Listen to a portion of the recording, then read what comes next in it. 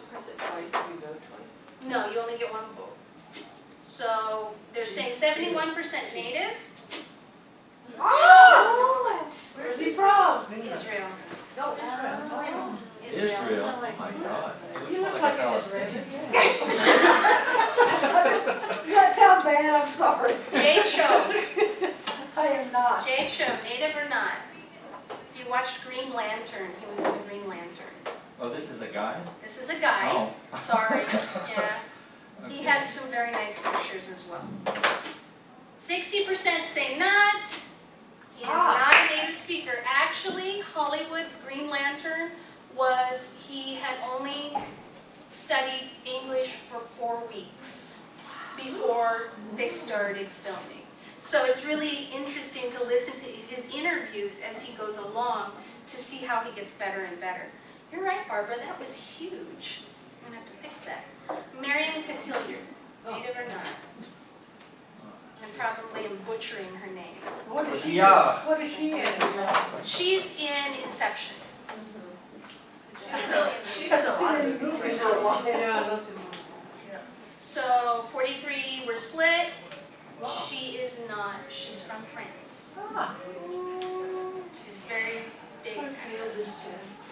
We're almost done. Almost done. Arnold Schwarzenegger, the former governor of California, native or not? He can't be president. Right. So 86%. Somebody, I'm not sure. He is not native. He is not native. Well, you know, I pressed 1, but I meant to press 2. You meant to press 2. That's what they all That's say. what they all say. That's what they all say. Michelle Yeoh, native or not? I'm sorry, I just realized how long this was. This is like a community building thing in my classroom the second day. Half and half. She's not native. She got her start with Jackie Chan in the Chinese film industry, Hong Kong industry. Leonardo DiCaprio, native or not? Huh. His grandma is on Okay, so we're all in. We're all saying, ooh, we're split. He's native. I throw that in there to try to trick you, right? So, this is the last one. Now, you might not recognize this face. This is Dieter Uchtdorf. He's a spiritual leader. He's actually a spiritual leader in the Mormon faith. And before you choose, too late? That's all right. Well, don't.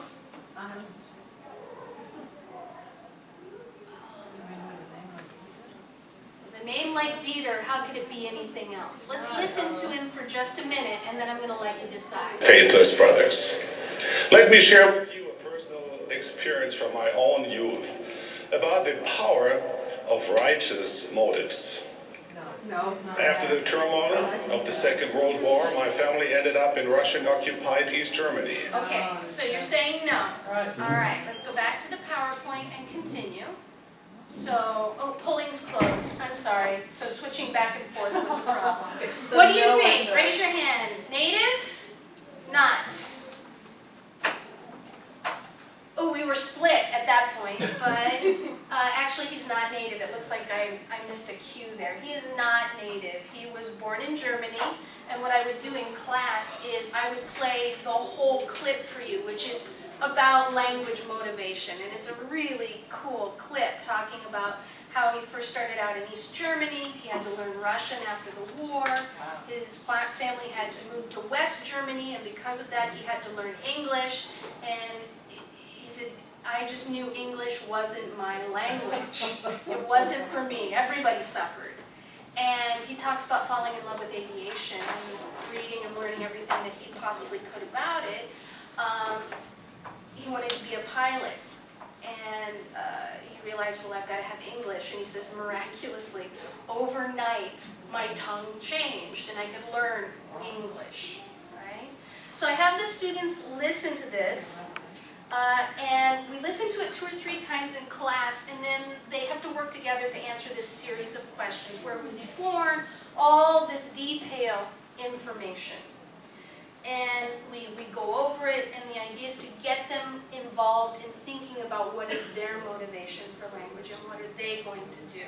And at the end, I ask them, the final question is, do you think that Mr. Uchtdorf achieved his dream of becoming a pilot? And the last slide says, mission accomplished. He actually flew for the United States military as a fighter pilot. So it's very cool. And the reason I show you this is because at the end of this show, the students, wow, that's a lot of websites. The students have to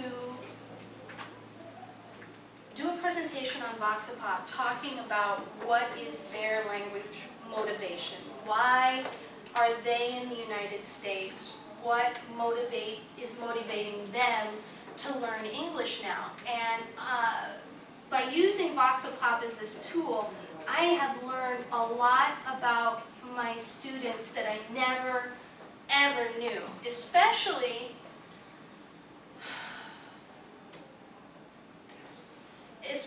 about my Asian students. They're the ones that are always in my class, that they're so enigmatic, they're so quiet. I never learn anything about them.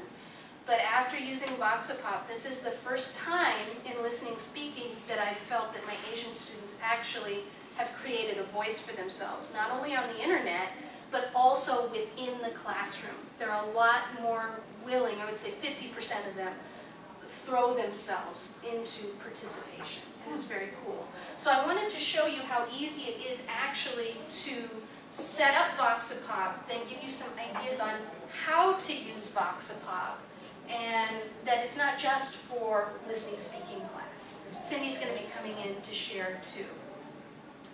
The first thing that you have to do with Voxopop is that you have to, well, let me log out. You have to sign up. You've got to join. And joining is really easy, right? It's always easy. You create a username for yourself, a password, you give your email address, and the type of user you are, teacher. When you say email address, does it have to be an EDU email address? No, it can be any email address, because I'm signed up under my HCC account as the teacher, but then I go in and I give, I'll give them the assignment, and then I give them a demonstration of the assignment under my personal email address. You can either choose an icon that is available from Voxopop, or you can upload a photo of yourself. I really like it when the students upload the photo, because I don't know about you, sometimes I have 2 or 3 people in my class, 2 or 3 girls that are just one hair color away from being identical twins, in my eyes. So, this is all extra. You don't have to put this in if you don't want to. And when you're finished, you just scroll down. I agree, sign me up, it's awesome. Then, this is the only thing about Voxopop that I don't think is really intuitive. When you log in, you saw how I did it before. I'm just putting in my name and then my password. Why did that not work? Because I didn't click on it.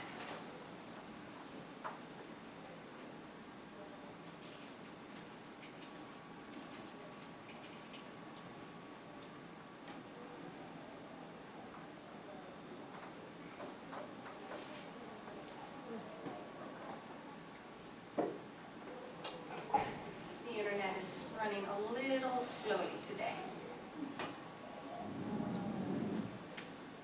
There we go. So what happens when you're logged in, whatever your icon is or your photo is, it's there.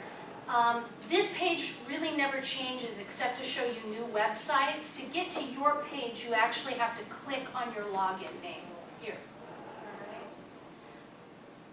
That's the only thing negative, well, one of 2 negative things. And they're not so negative once you know about it. Then it brings you to your site.